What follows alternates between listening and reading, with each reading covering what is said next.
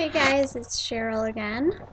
Um, this is my second vlog. I'm really excited that I'm continuing to do these.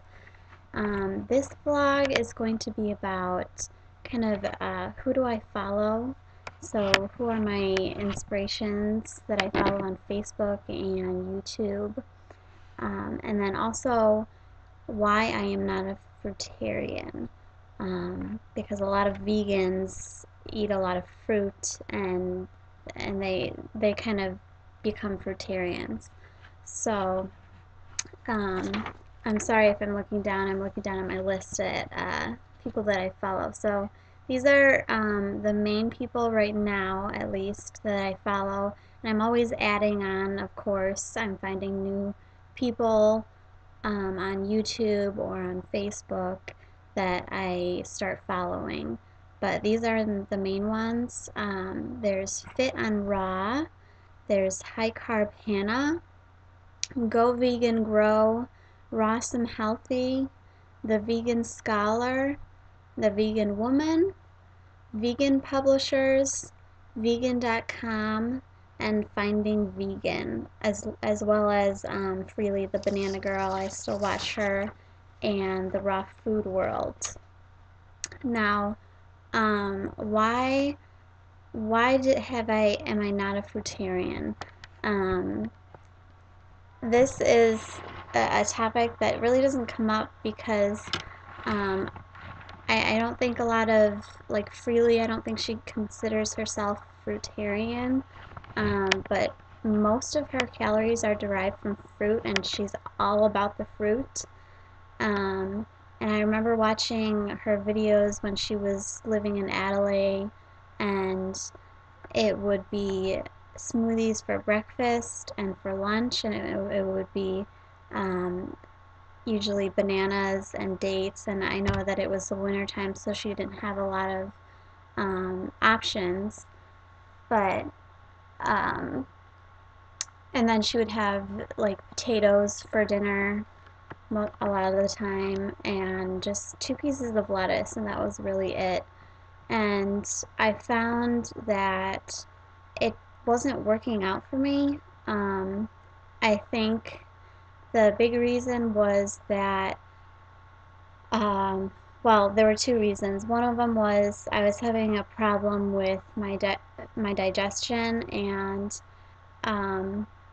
because I wasn't getting enough vegetables, I was still, I mean, it got better over time than when I was going through the detox, but I was still having sometimes diarrhea, and because I had so much fruit contains so much sugar, and when you're making smoothies for breakfast and lunch, and sometimes even dinner, she would have them, when you're making so many, then it goes through your body really, really quickly, and it comes out really quickly.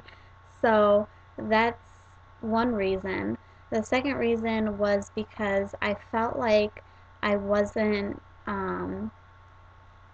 I didn't have the energy. I was losing energy, and it wasn't the fact that I wasn't getting enough calories, because when, people have complained about, I'm feeling drained, I don't have the energy, and she would say, well, you're not having enough calories, you're not having enough calories.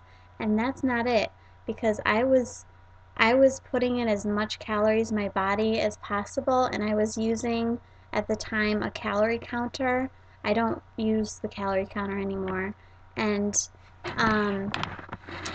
I honestly, I didn't get up to 2,000. I think I maybe got up to 2,000 calories once, and that was it. And most of the time it was around 17 to 1800, probably around 1800 usually. But I I felt like I didn't want to force feed myself, and I feel like sometimes she puts on um, that argument that you need to smash in the carbs, and you need to have 2,000, at least 2,000 calories for this diet to work. And if I try and force feed myself, I don't want to have to do that and feel like I'm gonna throw up basically. So I'd rather have, and because of the high fruit, I get sugar spikes, and I'm too full to have any more food, so my sugar would go up and then it would go down, and I would be drained of energy, and I would be really tired, and I wouldn't have the energy. So I I felt like, well, I know that vegetables contain more fiber and they can keep your body satisfied longer, and it'll give you energy for a longer period of time, whereas the fruit just goes through your body and the energy goes really quick. And when you're having more vegetables, such as now I blend kale into my smoothies, and that helps me get through the day. So a lot of the times when I have my smoothies for breakfast, I'll have kale in them. And so, like I said before, I make my smoothies usually at night so that they're all ready for me in the morning. And I'll put in some kale, which will give me fiber to get through to my next meal. And when I'm working, the days that I work my night shift, my breakfast is around 2 or 3 in the afternoon. And for dinner, I want to have dinner with my family.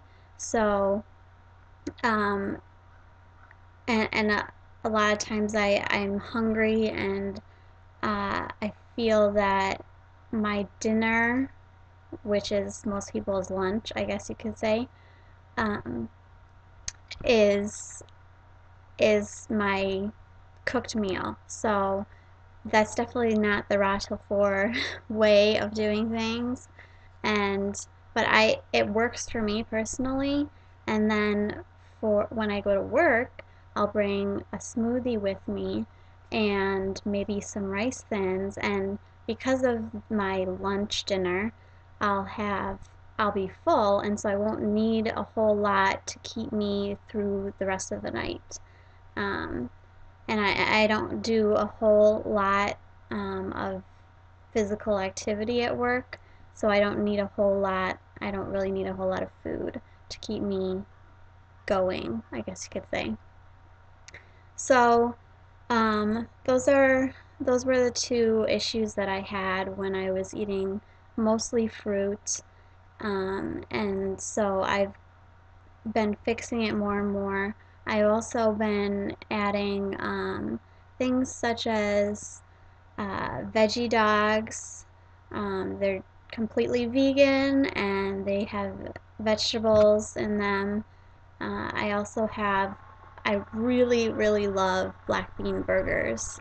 I love black bean burgers, and um, I don't have a lot of time to make food because I work, and actually I have two jobs. I started a second one, and like I said before, I'm a CNA, and I work at a facility. But my second job that I got, and I just started this week, I am going to people's houses. I'm doing home health care, so that keeps me busy as well as my daughter and my family and cleaning the house. And so for most people it's Freely's Raw Till 4 program, and it just doesn't work. It there are a lot of people that have success on it, but then there are a lot of people that just find it so hard.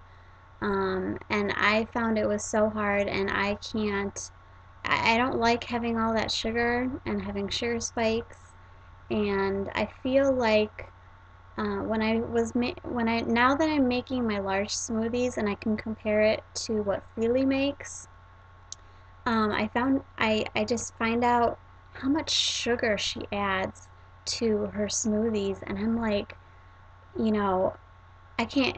It just doesn't. I have never added as much sugar as she does, and I think it's so much, and it's way too much sugar to be adding. She adds about a quarter cup of sugar just to her banana. Like if she has banana smoothies, she is she'll add 10 to 15 bananas and some coconut water or regular water, and then a quarter cup of sugar, um, and sometimes she'll add vanilla drops. But with bananas, bananas are so sweet, and I've made banana smoothies in that 72-ounce blender that I have now, and if I just have bananas, I won't add more than a tablespoon of coconut sugar. So it just becomes too sweet. And the date smoothies that she loves dates, and I have found dates just to be um, they're not for me, I guess. I'm still trying to find a way to incorporate it into something, because like if I made a green smoothie, then maybe I can add one or two dates to it to sweeten it up. Otherwise, I can just use coconut sugar. But when I was mixing up dates, I found that number one, they were way too sweet. They were just too sweet for me, and um, I she would add sugar on top of the smoothie as well, and the dates, you don't really need to add sugar to a date smoothie, because dates are um, they're like pure sugar almost. And um, so I would add less and less sugar, and I still found them to be too sweet of a smoothie. Um, and also, the other issue that I found out was that dates are really hard, and even if I soaked them, they would not blend completely. And so I would have at the end of my bottle, I would have little pieces of dates that I was chewing on, and I did not like that. So that's just me. Um, I know a lot of people like the date smoothies, but um, they're not for me, and I like having bananas, I like having mango, I like having berries in my smoothies. So, and I definitely, even with my green smoothies that I make, I'll add bananas to it, and so that's natural sugar, and I'll add kale or spinach, and then sometimes I'll add berries, but I've never gone more than 3.5 tablespoons. The one time that I put in 3.5 tablespoons, which is just under a quarter cup for a 72-ounce smoothie, I found it way too sweet, and I was surprised because I was wondering, if I was putting in enough sugar, and it ended up being overly sweet um, for the green smoothie. So I don't know how she does it. She has a major sweet tooth, I guess. Um, but I don't like the sugar spikes, and I don't like having too much sugar. I've never really been, even when I wasn't a vegetarian or vegan, I I take after my dad, and I never really cared for dessert or cookies or pie, or every once in a while I would have some sweets, but I just don't have a sweet tooth, so that's not me. I'm more of a savory type of person, so that's why I'll have my smoothies in the morning, but I really, really crave savory foods, such as I'll make vegan pizza, or pasta, or black bean burgers, and I love the savory foods rather than sweet fruit foods. So I usually for lunch won't have any more smoothies. My smoothies are just for breakfast. So um, that's why I'm not a fruitarian, and it doesn't work out for me. And I know you know,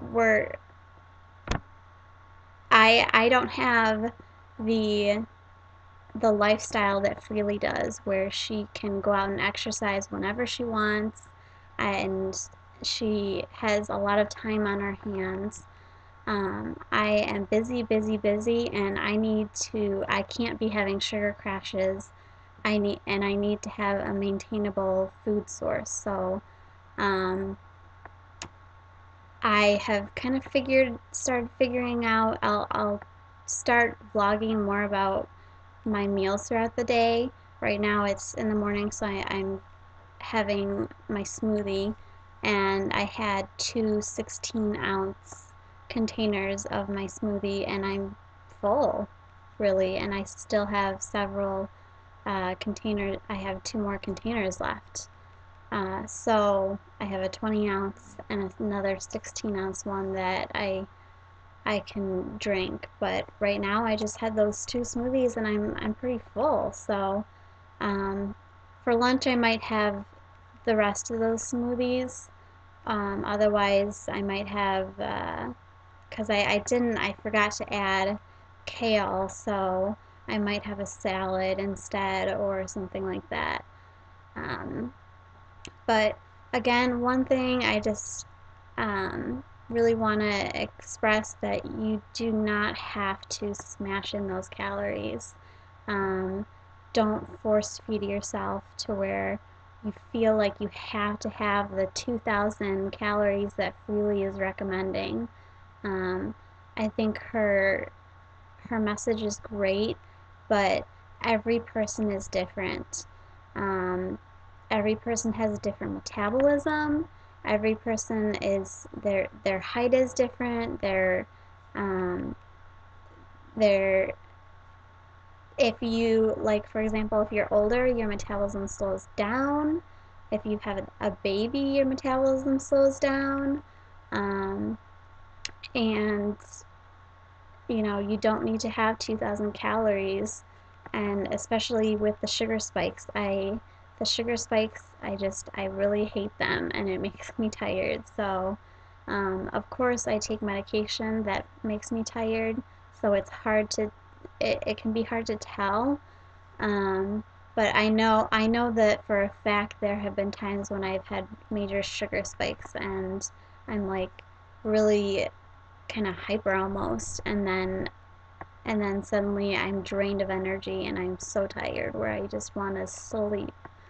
So um, yeah, it's kind of my message here today. Just add more vegetables to your diet, add more starchy foods as well, like root vegetables, potatoes, sweet potatoes, lentils and beans, um, and avocado, things like that, that will keep you full for a longer period of time and not spike your blood sugar. And that's especially helpful with people with diabetes. So I just wanted to point that out there as well. So that's it for this message today. And thanks for watching. Please like me and subscribe to my channel.